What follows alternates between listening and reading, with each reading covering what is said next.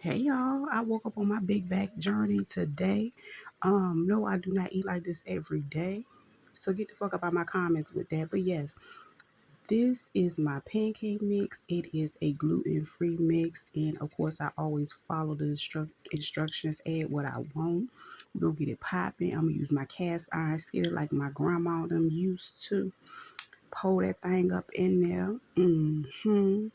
Boom. Got a few. I only want one.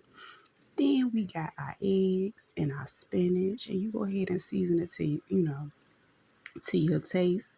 And that's what I did. I'm gonna drop them up in the pan afterwards. Yes, I said afterwards. My bacon I had already cooked first because yes, I'm gonna get me a couple pieces of bacon today. Yes, I am. I'm grown. And as you can see, they've been crispy and ready to go.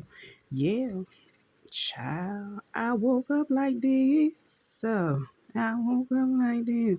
Then I got to give me a little piece of syrup, just a little bit, and go eat.